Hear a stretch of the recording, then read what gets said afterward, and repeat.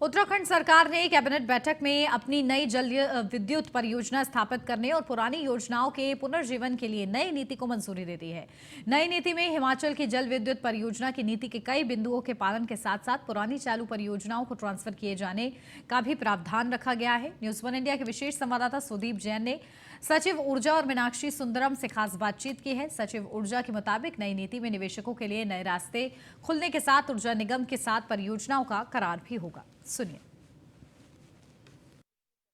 राज्य सरकार ने आज से अपनी नई हाइड्रो पॉलिसी को कैबिनेट बैठक में मंजूर करा दिया है और सचिव ऊर्जा आर मीनाक्षी सुंदरम साहब हमारे साथ हैं, जिन्होंने इस पूरी पॉलिसी को ड्राफ्ट किया। ये यूजर फ्रेंडली हो, लोग निवेश करें, राज्य को आर्थिक रूप से संसाधन बढ़े और ऊर्जा के नए स्रोत मिले। हमारे साथ बात करने के लिए सुंदरम साहब हैं। सर, इस पॉलिसी में क्या खास है जो आज आप लोगों ने कैबिनेट से मंजूर कराई है और ये किस प्रकार से चाहे निवेशक हो चाहे उपभोक्ता हो, दोनों के लिए फायदेमंद होगी? सबसे पहले तो मैं इस पॉलिसी में जाने से पहले ऊर्जा के क्षेत्र में, स्पेशली हाइड्रो पावर के क्षेत्र में सरकार ने अपनी रीसेंट टाइम में जो जो डिसीजन लिया है उसको क्रोनोलॉजिकली मैं बताऊंगा, क्योंकि इन जिसका एक कुमुलेटिव इफेक्ट होता है। सबसे पहला जो डिसीजन हुआ था ये है कि हमारी जो सेंट्रल पब्लिक सेक्टर अंडरटेकिंग है, इनकी परियोजनाएं जब आवंटित होती है तो 12% फ्री पावर इनको देना होता है। तो अधिकांश सेंट्रल पब्लिक सेक्टर अंडरटेकिंग की ये डिमांड थी कि इसको स्टैगरिंग कर दिया जाए।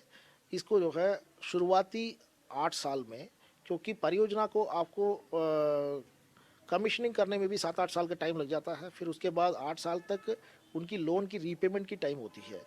उस समय स्ट्रेट अवे हम लोग 12% फ्री बिजली लेने से उसकी वायबिलिटी पर फ़र्क पड़ता है। तो उसके चलते पहले 8 साल में उसको 4% रखा जाए, फिर उसके बाद उसको बढ़ा करके 8% किया जाए अगले 25 वर्ष तक, फिर उसके बियॉन्ड उसको 25% किया जाए। तो इस तरीके से हम लोगों ने स्टैगरिंग का एक निर्णय ले चुके हैं और इसके साथ साथ और अट्रैक्ट करने के लिए SGST रिफंड का प्रोविजन भी किया हुआ है। ये पिछले कैबिनेट में हो चुका है और इसका अभी केवल जीवो जारी होना है। उसमें SGST रिफंड को लेकर के हम कर विभाग का ओपिनियन भी ले रहे हैं, उसके बाद हम लोग जीवो जारी करेंगे। देन दूसरा जो डिसीजन हमारा हुआ था वो ये है कि हमारी जितने भी रुकी हुई परियोजनाएं हैं इसको लेकर के हम लोग लगातार जल शक्ति मंत्रालय के साथ परस्यू कर रहे हैं और वो ब्यूरोक्रेटिक लेवल पे भी परस्यू कर रहे हैं और पॉलिटिकल लेवल पे भी परस्यू कर रहे हैं। हमें उम्मीद है कि उसमें बहुत जल्दी हमको कुछ सकारात्मक परिणाम मिलेंगे जो अलकनंदा घाटी की परियोजनाओं में है। तीसरा हमारा एक महत्वपूर्ण डिसीजन हुआ था कि THDC के साथ हम लोग संयुक्त उपक्रम बनाएंगे।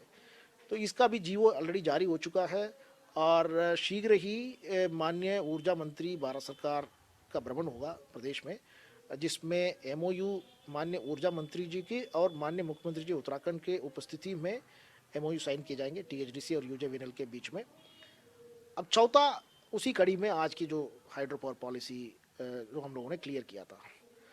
तो ये जो हाइड्रो पावर पॉलिसी है इसमें जो मुख्य मुख्य बिंदु को मैं बताना चाहूँगा। पहला तो ये है कि नॉर्मली हिमाचल में पर मेगावाट 1 लाख रुपए का चार्ज लिया जाता है, हम लोग 25 लाख रुपए का चार्ज लेते हैं। उसकी वजह से परियोजनाएं अलॉटमेंट ही नहीं हो पाती है, तो उसको हमने हिमाचल की भांति 1 लाख रुपए पर मेगावाट का कर दिया है। देन सेकंड जो हमारा बिंदु था एक तो कैप्टिव स्टोन क्रशर का था, जिसमें वहाँ से जो मटेरियल निकलते हैं उसी को कंस्ट्रक्शन में उपयोग करने के लिए और वहीं पर स्टोन क्रशर करने के लिए भी पॉलिसी में प्रोविज़न किए गए हैं। तीसरा जो बिंदु है शेड्यूल्ड कमर्शियल ऑपरेशन की जो डेट होगी उसी से उसकी परियोजना की जो लाइसेंस की अवधि है वो निर्धारित होगा। पहले ये MOU साइनिंग की तिथि से कैलकुलेट की जाती थी, अब उसके बजाय शेड्यूल्ड कमर्शियल ऑपरेशन की तिथि से कैलकुलेट होगा। चौथा, हमने एक एग्जिट रूट सबको दे दिया है कि यदि परियोजना के अलॉटमेंट के बाद किसी को कोई कठिनाई महसूस होती है तो वो अपने परियोजना को दूसरे फर्म के नाम पर ट्रांसफ़र कर सकेगा, अपने कंपनी का भी इक्विटी शेयर्स ट्रांसफ़र कर सकेगा। बस शर्त यह है कि जिसको भी ट्रांसफ़र कर रहे हैं उनकी क्षमता, तकनीकी क्षमता और वित्तीय क्षमता दोनों उस फर्म से बराबर या उससे ऊपर होना चाहिए। और ये प्रस्ताव सरकार को सबमिट करेंगे, सरकार इसको एग्जामिन करते हुए अलो करेंगे। और एक और प्रोविजन हमने वन टाइम एमनेस्टी स्कीम लाया है। इसके तहत जितने भी रुकी हुई परियोजनाएं हैं, तो रुकी हुई परियोजनाओं में परियोजना की जो प्रारंभ करने की तिथि और कमर्शियल ऑपरेशन की जो तिथि है, इसमें अगर एक्सटेंशन चाहते हैं तो उनको बिना विलंब शुल्क के एक्सटेंशन दे दी जाएगी।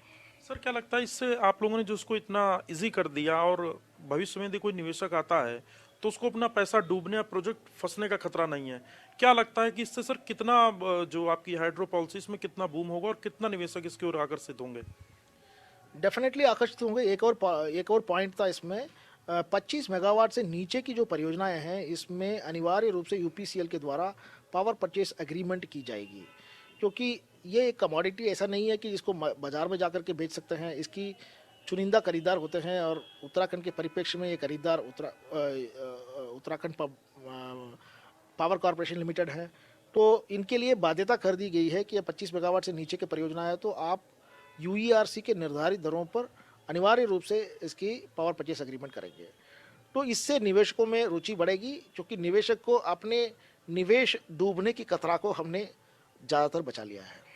तो ये थे सचिव ऊर्जा आर मीनाक्षी सुंदरम, जिन्होंने साफ कहा है कि जो नई हाइड्रो पॉलिसी है इससे निवेशकों का जो पैसा है उसके डूबने के खतरे को कम करने के साथ ही लोग आकर्षित हों उत्तराखंड के लिए और निवेश के साथ ही प्रोजेक्ट सस्टेन करें, इसकी भी पूरी तैयारी की गई है ताकि लोग आकर्षित होने के साथ ही प्रोजेक्ट पर फोकस्ड होकर काम करें। कैमरा सहयोगी संदीप के साथ सुदीप जैन, न्यूज़ 1 इंडिया, देहरादून।